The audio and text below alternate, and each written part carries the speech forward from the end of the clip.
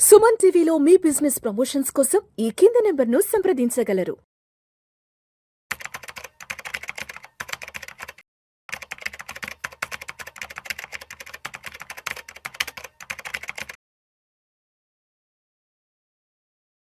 నమస్తే రేవంత్. నమస్తే అండి. Revanth, welcome to Vishnu talks and welcome to Suman TV. Thank you. ఇవాళ మీతో ఇక్కడ షూటింగ్ ప్రోగ్రామ్ ఉందని, మీతో ఇంటర్వ్యూ ఉందని నా ఫ్రెండ్కి ఒక 2 days ముందే మాటలు అన్నాను. నెక్స్ట్ 2 days లో రేవంత్ ప్రోగ్రామ్ ఉందని మాటల మధ్యలో అంటున్నప్పుడు చెప్పాడు, అరే రేవంత్ చాలా వీడియోస్ చూస్తుంటాను, చాలా ఈ కేస్ స్టడీస్ గురించి, వాటి గురించి, ఫైనాన్షియల్ ప్లానింగ్ గురించి ఏవో మాట్లాడుతూ ఉంటారు కదా, రెగ్యులర్గా చూస్తుంటాను రా అని చెప్పి నా ఫ్రెండ్ అన్నాడు.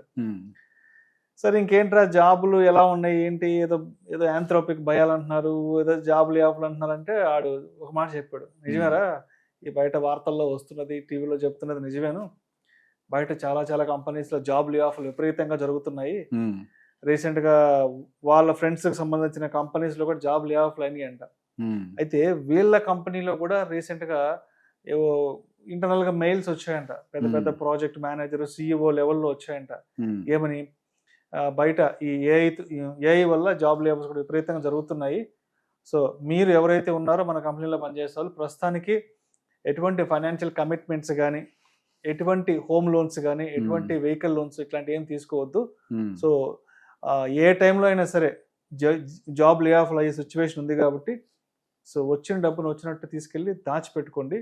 ఎటువంటి ఫైనాన్షియల్ కమిట్మెంట్స్ కానీ, ఇన్వెస్ట్మెంట్స్ జోలికి ప్రస్తుతానికి వెళ్ళకండి అంటూ కూడా చెప్పారు. సో వాడేమో భయపడ్డాడు, అరే నెలకు ఒక 3 లక్షల దాకా సంపాదిస్తున్నాను, పెద్ద పెద్ద ఫైనాన్షియల్ కమిట్మెంట్స్ అన్ని పెట్టేసేసుకున్నాను, బట్ ఇప్పుడేమో బయట జాబ్ లే ఆఫ్లు అంటున్నారు, కొంచెం అయితే భయం వేస్తుందిరా, ఇప్పటి వరకు ఏం చేయలేదు, ఏదో ఒకటి చేద్దాం అనుకున్న సమయానికి ఇప్పుడు ఈ జాబ్ లే ఆఫ్లు అంటున్నారు, సిచ్యువేషన్ అర్థం కావట్లేదు. ఒకసారి ఆ అబ్బాయి మీ ఫ్రెండ్ రేవంతున్నాడు కదా, ఒకసారి అంటే ఇటువంటి సిచ్యువేషన్ ఫేస్ చేస్తున్న వాళ్ళ కోసం ఏదైనా ఒకసారి ఏదైనా ఒక ఎడ్యుకేటివ్గా ఏదైనా ఒక వీడియో చేసి చెప్పరా అని అడిగాడు.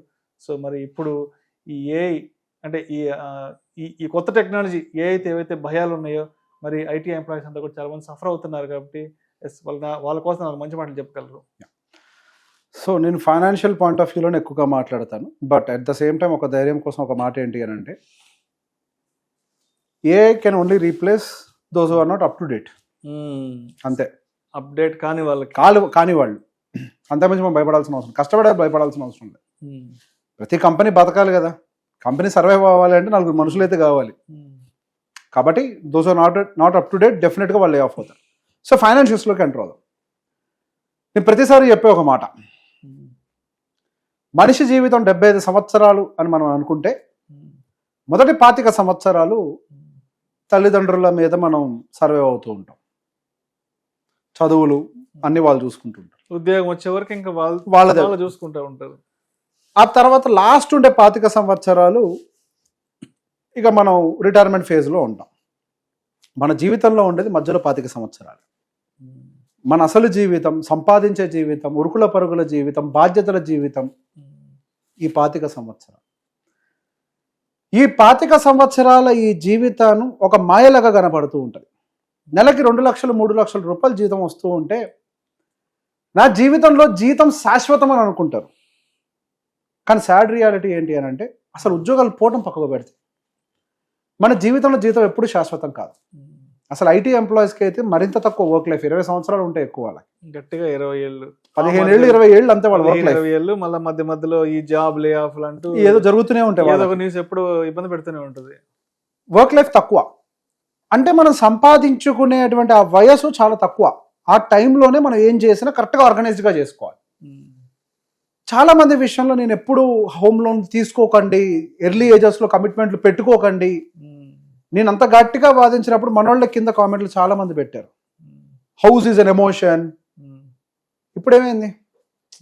ఇదే భయపడుతుంది ఎప్పుడు కూడా, అంటే మన భయం కూడా ఇదే. ఎంతో జీవితాలు చూస్తున్నాం మనం, లే ఆఫ్స్ మన చేతుల్లో ఉన్నాయా? ప్రపంచంలో మారేటువంటి టెక్నాలజీ మన చేతుల్లో ఉందా? ఏ రోజు ఏ యుద్ధం వచ్చి ఏ ఉద్యోగం పోద్దో తెలియదు, ఏ రిసెషన్ వచ్చి ఏ ఉద్యోగం తీస్తుందో తెలియదు. నిన్న మొన్నటి వరకు జస్ట్ లాస్ట్ ఒక 48 గంటల ముందు వరకు కూడా యుఏ, దుబాయ్ అంటేనే ద మోస్ట్ సేఫెస్ట్ కంట్రీ అనుకున్నాం, బట్ ఈ రోజు అక్కడ సిచ్యువేషన్, అక్కడ పరిస్థితులు ఎట్లు మారాయి చూసాం. నిజంగా అక్కడ నిజంగానే ఇక మీదట ఉద్యోగాలకు వెళ్ళే అవకాశాలు పరిస్థితులు ఉంటాయో లేదో తెలియదు. ఎంత టూరిజం పడిపోయింది, ఎంత బిజినెస్ పడిపోతుందో తెలియదు. బిజినెస్ పడిపోయింది అక్కడ కంపెనీస్ కి. సరే, రాత్రికి రాత్రి మనిషి జీవితంలో చాలా మార్పులు చేర్పులు జరుగుతూనే ఉంటాయి. ఇల్లు ఇటువంటివన్నీ కూడా ఒకవేళ ఇప్పటి వరకు ఎవరు ప్లాన్ చేసుకోకుండా ఉండుంటే దీన్ని ఒక జీవితంలో లెసన్ గా తీసుకోండి. ఇప్పుడు ఉద్యోగం పోవాలి అని అంటే రిసెషనే రానవసరం లేదు, టెక్నాలజీ మారినా చాలు అన్న విషయం ఇప్పుడు ఏ ప్రూవ్ చేసింది. ఇంతకుముందు రిసెషన్ వస్తేనే జాబ్ పోద్ది అనుకునే వాళ్ళం. ఇప్పుడు ఆ అప్గ్రేడ్ అయినా కానీ టెక్నాలజీ మన ఉద్యోగాలు పోతాయి. ఇది ప్రాక్టికల్ కేసు సినారియో. అంటే మన ఉద్యోగాలు పోవడానికి ఎన్ని ప్రాబబిలిటీస్ పెరుగుతున్నాయి. సో మనిషికి ఉండే ఈ 25 సంవత్సరాల సంపాదించే వయసు చాలా ఇంపార్టెంట్. వాడికి వచ్చేటువంటి ఫస్ట్ శాలరీ దగ్గర నుంచి వాళ్ళకు ఉండేటువంటి ఆఖరి వర్కింగ్ డే వరకు వాళ్ళ యొక్క సేవింగ్స్ అనేది ఎర్లీ టైం నుంచి దాన్ని కరెక్ట్గా ప్లాన్ చేసి ఉండాలి. ఐ టెల్ యూ, సింపుల్గా చెప్పేస్తా calculation. At the same time job పోతే ఏం చేయాలో కూడా చెప్పేస్తా. జాబ్ పోతే ఆల్రెడీ ఈఎంఐ ఉన్న వాళ్ళకు కూడా I give you the solution. First salary దగ్గర నుంచి ఫస్ట్ మీ రిటైర్మెంట్ని దృష్టిలో పెట్టుకోండి. రిటైర్మెంట్ అని అంటే 45 సంవత్సరాలు 55 సంవత్సరాలకు జరిగేది కదా, అప్పుడు జరిగే దాని గురించి ఇప్పుడు ఎందుకు ఆలోచించాలని మీరు అనుకోవద్దు. ఇప్పుడు ముందు పెళ్లి చేసుకుని పిల్లల్ని కనాలి, వెకేషన్కి వెళ్ళాలి, హనీమూన్కి వెళ్ళాలి, అట్లా అనుకో. దాని గురించి మాకు ఎందుకు బాబు అంటారు కింద కామెంట్స్ లో. అట్లా అనుకోవద్దు. ఎందుకనంటే జాబ్ ఎప్పుడైనా పోవచ్చు. వాలంటరీ రిటైర్మెంట్ ఎప్పుడైనా తీసుకోవాల్సిన పరిస్థితులు రావచ్చు. అది ఆరోగ్యం బాగోపోవడం వల్ల అవ్వచ్చు, యాక్సిడెంట్ వల్ల అవ్వచ్చు, జాబులు పోవడం వల్ల అవ్వచ్చు. వాలంటరీ రిటైర్మెంట్ ఎప్పుడైనా తీసుకోవచ్చు మనం. Retirement is not just at 55. Retirement could be at 40 also. అది మన చేతుల్లో లేదు. ఫస్ట్ లెవెల్లో మీరు ఈ రోజు అంటే 1 సంవత్సరం తర్వాత జాబ్ పోయినా కానీ ఇంకో సంవత్సరం బతకడానికి కావాల్సిన డబ్బుల్ని ఆ మైండ్ సెట్ తోటి, అక్కడ బతకడం అనేది పాయింట్ కాదు, ముందు అనే ఒక రోజు. ఈ రోజు ఇంకో చిన్న ఉదాహరణతో చెప్తా. ఈ రోజు ముద్ద తింటున్నారా? పని చేస్తున్నారు కాబట్టి 4,000 నోట్లోకి వెళ్తున్నాయి. మరి పని చేయని రోజు కూడా ఈ 4,000 నోట్లోకి వెళ్ళాలి కదా, అదే ముద్ద నోట్లోకి వెళ్ళాలి కదా. అంటే ఈ రోజు ఒక ముద్ద మీరు నోట్లో పెట్టుకునేటప్పుడు మరో ముద్ద తీసి పక్కకు పెట్టాలి. అదే ఇన్వెస్ట్మెంట్. నేను ఇప్పుడు పని చేస్తున్నా కాబట్టి లోపలికి వెళ్తుంది కాబట్టి రేపు పని చేయని రోజు కూడా లోపలికి వెళ్ళడం కోసం పక్కకు డబ్బులు పెట్టాలి. ఎటువంటి పరిస్థితుల్లో ఎర్లీ ఏజెస్లో కమిట్మెంట్స్ పెట్టుకోకూడదు. ఎర్లీ ఏజెస్లో లైఫ్లో అన్స్టెబిలిటీ అనేది చాలా ఎక్కువగా ఉంటుంది. ఈ ఇన్స్టెబిలిటీని తట్టుకోవాలి అంటే కమిట్మెంట్స్ తక్కువగా ఉంటే తట్టుకోవడం సాధ్యం. ఈఎంఐ లాంటి భారాలు లేకపోతే తట్టుకోవడం సాధ్యం. ఈఎంఐ లాంటి భారం కనుక ఇటువంటి సమయాల్లో నెలకు వచ్చేసరికి ఒక 75,000 80,000 రూపాయలు ఇంటి భారం, ఈఎంఐలు పైన ఇంటి ఖర్చులు ఒక 75,000, పైన పిల్లల స్కూల్ ఫీజులు ఒక 25,000, పుట్టుగేదర అన్ని కలిపి ఒక 2 లక్షల రూపాయలు నెలకి ఖర్చులు ఉండేటువంటి ఒక నెల జీతగాడికి ఉద్యోగం ఈ టైంలో కనుక పోగలిగితే 3 నెలల్లో మీ ఇల్లు ఆక్షన్లోకి వెళ్తుంది. బెంగళూరులో జరిగింది, ఆర్టికల్ వచ్చింది. 1,20,00,000 రూపాయలు ఇల్లు, 3 నెలలు ఈఎంఐ కట్టలేకపోతే ఒక ఉద్యోగి 3 నెలలు ఆక్షన్లు పడేశారు. 90 లక్షలకు అమ్మేసింది బ్యాంకు 1,20,00,000 ఇంటిని. వాళ్ళకి రావాల్సిన 90 లక్షలు కాబట్టి. అందుకే ఎర్లీ ఏజెస్ ఇటువంటి కమిట్మెంట్స్ పెట్టుకోవద్దు. రూపాయి దాచుకోండి, ఇన్వెస్ట్మెంట్ పెట్టుకోండి. ఇన్వెస్ట్మెంట్ ల్యాండ్ కాదు, మళ్ళీ లిక్విడ్ అసెట్స్. లిక్విడ్ అసెట్ మనిషికి ఒక ధైర్యం.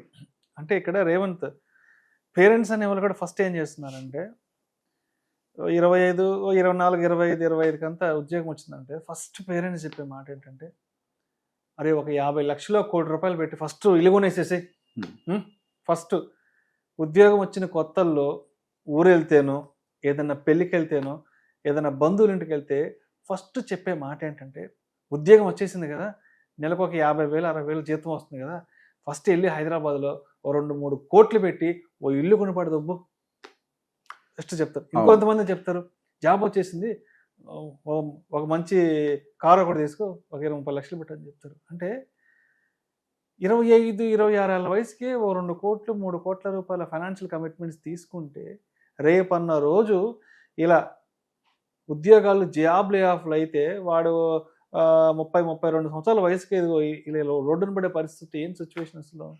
గతంతో పోలిస్తే ఇప్పుడు జాబ్ సెక్యూరిటీ అనేది పడిపోయిందండి. అంటే పేరెంట్స్ దృష్టిలో ఏంటంటే ఉద్యోగం వస్తే అది ఒక భద్రత అని అనుకుంటారు. జాబ్కి సెక్యూరిటీ లేదు, అది తప్పు మాట. There is no security for a job. ఉద్యోగం ఎప్పుడైనా పోవచ్చు, దానికి ఎన్నో కారణాలు తోడుగా రావచ్చు, అది మన చేతుల్లో లేని పని. నేను ఫస్ట్ లెవెల్లో గతంలో ఎన్నోసార్లు నోర్లు చించుకొని మరి గట్టిగా చెప్పాను. ఎంత విమర్శలు ఎదుర్కొన్నా కానీ నా మాట మీద గట్టిగా నుంచున్నా. ఎర్లీ ఏజ్లో ఇంటి జోలికి వెళ్ళారు అని అంటే ఇంటి జోలికి వెళ్ళేలాగా మీ ఆ పేరెంట్ కనుక ఈ పిల్లోడి చేతి ఇల్లు కొనిచ్చాడు అని అంటే ఈ పిల్లోడి జీవితం అంధకారంగా మారుద్ది, వాళ్ళ పిల్లడి జీవితం అంధకారంగా మారుద్ది. ఈ అంధకారంగా మారుద్దన్న సంగతి ఈ వీడియో మనం ఒక సంవత్సరాల క్రితం చెప్పాం, 1.5 year బ్యాక్ ఇట్లా జరుగుద్ది అని. పెద్దలే పిల్లల జీవితాన్ని అంధకారంలోకి నెడుతున్నారు అని ఒక వీడియో ఒకటి చేసాం మనం 2024 చివరిలో చేసాం ఒక వీడియో. అవును, ఆ రోజు చాలా విమర్శలు ఎదుర్కొన్నాం, ఇటువంటి ఏమైనా జరిగితే ఇబ్బంది చెప్పారు కానీ ఏదో అన్నారు అందరూ. అవును, ఇట్లాంటి పరిస్థితులు వస్తాయన్న భయంతో మనం వాటి జోలికి వెళ్ళొద్దు అని చెప్పారు. ఒకవేళ ఇప్పుడు మీ లే ఆఫ్ ఆల్రెడీ జరిగింది అనుకోండి, 3 నెలలు ఈఎంఐ కట్టకపోతే మీరు ఇదైపోద్ది కదా ఇల్లు. సో ఇప్పుడు ఏం చేయాలి అని అంటే గో టు మారిటోరియం. మనకి మారిటోరియం అని ఒక పీరియడ్ ఉంటుంది, 1 year వరకు వాళ్ళు ఇస్తారు. కంగారు పడకండి. First as those companies are suggesting not to have extra EMIs, we can't do anything, already అందరు ఈఎంఐలో ఉన్నారు, that is a sad reality. First మారిటోరియంలోకి వెళ్ళండి.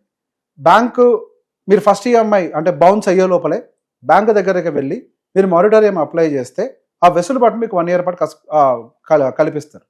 ఈ 1 yearలో మీకు జాబ్ వచ్చిందా ఓకే, ఇఫ్ నాట్ జాబ్ వచ్చే పరిస్థితిలో లేదు, it may take some more time అనుకోండి, వదిలేయండి. ఫస్ట్ వదిలేయండి, లైఫ్ అక్కడ ఎండ్ అవ్వదు. We have many other opportunities to come, will definitely have an opportunity. సి ఇప్పుడు శాలరీ ఆగిపోయింది, ఇదో గొప్ప సొల్యూషనా, ఇల్లు వదిలేయమంటున్నట్టే నీ దగ్గర ఉందా సొల్యూషన్? ఊర్లో పొలం అమ్మి ఈఎంఐ కట్టగలుగుతావా? నిజంగా ఉంటే పని చేయి. ఊర్లో పొలం వల్ల ఏం లేదు ఉపయోగం, ఇక్కడ నువ్వు ఉంటున్నావు అట్లీస్ట్ ఇంట్లో, ఆ ఊర్లో పొలం మీద అమ్మేసి కనీసం ఇంటి అప్పు తీర్చేస్తే నువ్వు కనీసం ప్రశాంతంగా బతుకుతావు. అంటే ఇక్కడ హైదరాబాద్ లో ఇంటి అప్పు తీర్చాలంటే ఈఎంఐ తీర్చాలంటే ఊళ్ళో కనీసం ఒక 4-5 ఎకరాలు అమ్మితే కానీ తీర్చలేము. 4-5 ఎకరాలు అమ్మితే అవును, ఇక్కడ క్లియర్ అవుతుంది, ఇక్కడ సొల్యూషన్ క్లియర్ అవుతుంది. అసలు ఉత్తమైన పని ఏంటి అని అంటే అసలు ఊర్లో పొలాలు ఏం చేస్తున్నాయి? గుడ్లు ఏమైనా పెడుతున్నాయా? వ్యవసాయం చేయట్లేదు కదా ఎవరు. ఇప్పుడు ఆల్రెడీ 35-40 సంవత్సరాలు మనకే ఉన్నాయి అని అంటే పేరెంట్స్ ఇంకా పెద్దోళ్ళు అయి ఉంటారు కదా, ఆల్మోస్ట్ ఇప్పుడు వాళ్ళు వ్యవసాయం చేయరు కదా, 65 to 70 ఏజ్కి వచ్చేసారు, వాళ్ళు వ్యవసాయం చేయరు కదా. అమ్మేసి అట్లీస్ట్ ఇంటికి ఈఎంఐ క్లియర్ చేసుకొని అన్సర్టన్ నుంచి బయటపడండి. ఇప్పుడు నెలకి కనీసం మీకు ఆ ఈఎంఐ మంద నెలకు ఒక 80,000 లక్ష రూపాయలు ఏదైతే కడుతుందో అది మిగిలింది అనుకోండి, ఒక సంవత్సరం కార్పస్ క్రియేట్ చేసుకోగలుగుతారు. Uncertainty will be there. Already మన ఒక పాత టెక్నాలజీలో ఉన్న టెక్నాలజీ మారబోతోంది. ఈ ట్రాన్సిషన్ పీరియడ్లో ఇటోళ్ళు అవుట్ అవుతారో అటోళ్ళు ఇటు అవుతారు. ఈ ట్రాన్సిషన్ పీరియడ్లో మనకి ఏవైతే ఫిజికల్ అసెట్స్ ఖాళీగా పడున్నాయో, ఇంటిని అమ్మే సిచ్యువేషన్ కంటే ఖాళీగా పడున్న వాటిని అమ్మేసి అప్పును తీర్చుకోవడం ఉత్తమమైన పని. ఏం కాదులే అని చెప్పి ఈఎంఐలు బౌన్స్ చేసుకుంటూ వెళ్ళారు అనుకోండి, ఏం కాదులే బ్యాంక్ ఇంటి మీదకి వస్తే సమాధానం చెప్దాము అని ప్రిపేర్ అయ్యారే అనుకోండి, కన్సిడర్ మీరు ఆప్షన్లోకి వెళ్తారు. ఇంకా దానికి మించిన దరిద్రం ఇంకోటి లేదు. ఇంట్లో పిల్లలు అప్సెట్ అవుతారు, మీ ఇంట్లో భార్య అప్సెట్ అవుతుంది, చుట్టుపక్కల వాళ్ళలో బ్యాంకోడు ఇల్లు గుంజుకుపోయాడు అన్న ఒక మాట మిమ్మల్ని మానసికంగా కుంగదీస్తుంది, కరువు పోతుంది. దానికంటే ఉత్తమమైన పని ఏంటి? Managing your assets properly. ఏదో ఒకటి ఖచ్చితంగా ఉంటుంది కదా, ముందు అమ్మేసి అప్పు తీర్చేయండి. లేదు మొత్తం తీర్చలేకపోతున్నాను అనుకోండి, 1 కోటి రూపాయలు అప్పుకు 10 లక్షలు కట్టగలుగుతున్నాను అనుకోండి, ముందు 10 లక్షలు కట్టేయండి. వాడు 3 ఏళ్ళు 4 ఏళ్ళు మిమ్మల్ని కలచాడు, మీరు కట్టిన దాంట్లోంచి ఈఎంఐని అడ్జస్ట్ చేసుకుంటాడు, అదన్నా చేయండి. నాకు తెలిసి టూ మెనీ జాబ్స్ కనుక లే ఆఫ్ అయితే మారిటోరియంస్ కూడా ఇవ్వరు. ఇంకా మారిటోరియంకి ఒక లిమిట్ ఉంటుంది, బ్యాంకులు సర్వైవ్ అవ్వాలి కదా, మారిటోరియంస్ కూడా రావు ఇంకా మీకు.